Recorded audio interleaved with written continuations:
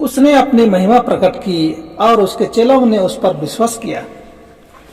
हेरोदेस राजा की कलकोठरी में बंद निरुत्साह और हैरानी में यूहन्ना बपतिस्मा देने वाले ने मुक्तिदाता के कार्य के विषय में सुना और मनन करते हुए उसने अपने 2 शिष्यों को इस संदेश के साथ उसके पास भेजा कि क्या आने वाला तू ही है या हम किसी और की बाट जो है। मत्ती 11:3। मुक्तिदाता ने तुरंत ही शिष्यों के प्रश्न का उत्तर नहीं दिया। जब वे उसकी चुप्पी पर आश्चर्य करते हुए खड़े खड़े देख रहे थे, दुखी लोग उसके पास आ रहे थे। चंगा करने वाले महान व्यक्ति की आवाज ने बाहरों के कानों को खोला। उसके हाथ के एक स्पर्श ने अंधी आंखों को खोल दिया कि वे दिन का प्रकाश देख सकें, प्रकृति के दृश्य, मित्रों के चेहरे, छुड़ाने वाले का चेहरा देख सकें। उसकी आवाज जब मरने वालों के कानों पीड़ितों वे स्वस्थ और शक्ति से भरपूर होकर उठ खड़े हुए। लकवा से पीड़ित और दुष्टात्माओं से जकड़े हुओं ने उसके शब्दों का पालन किया और उनके पागलपन ने उन्हें छोड़ दिया और उन्होंने उसकी उपासना की। दरिद्र, किसान और मजदूर जिनको रबियों के द्वारा अलग कर दिया गया था, वे उसके चारों ओर एकत्रित हो गए और उन्हें मसीह ने अनंत जीवन के वचन सुनाए। यूहन्ना के चेले जब ये सब देख और सुन रहे थे, दिन बीत गया। अंत में यीशु ने उन्हें अपने पास बुलाकर यह कहते हुए विदा किया कि तुमने जो देखा और सुना है यूहन्ना को जाकर बताओ। धन्य है वे जो मेरे कारण ठोकर न खाए। मत्ती 11:8। चेले यह संदेश लेकर वापस गए और यूहन्ना के लिए यही पर्याप्त था। यूहन्ना ने मसीह के विषय में की गई भविष्यवाणी को स्मरण किया।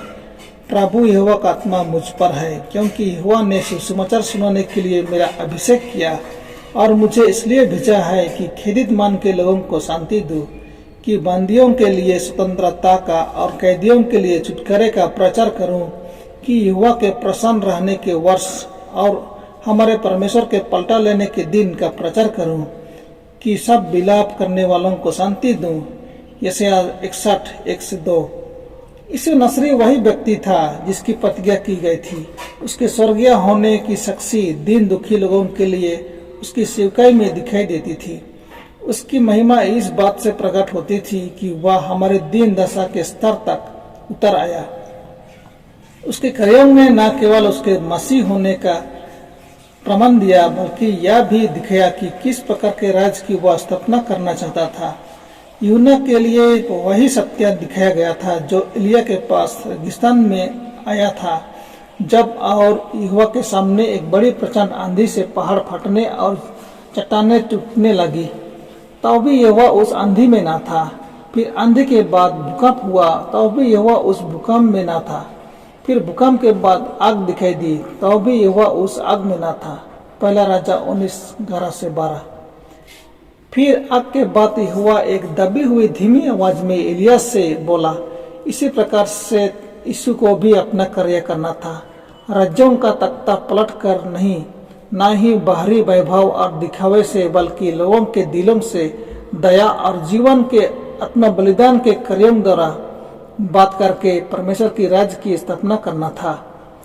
परमेश्वर का राज्य प्रकट रूप में नहीं आता है, या तो उसके वचन की प्रेरणा के द्वारा आता है, उसकी आत्मा द्वारा हमारे भीतरी अंतकरण में कार्य करने के द्वारा, और उसकी आत्मा के साथ अपनी आत्मा की संगति के द्वारा आता है। उसकी शक्ति का सबसे बड़ा प्रमाण यह है कि मानवीय स्वभाव इसी के चरित्र की समानता में बदल जाता है। मसीह के अनुयायियों को जगत की ज्योति कहा गया है, परंतु उनसे यह नहीं कहा गया है कि वे चमकने की कोशिश करें। वह भलाई की श्रेष्ठता को दिखाने के लिए किसी बाहरी प्रयास करने की सहमति नहीं देता। वह तो यह चाहता है कि आत्मा स्वर्गीय सिद्धांतों से संपन्न हो। जब वे संसार के संपर्क में आए तो वे उस प्रकाश को दिखाएं जो उनमें है।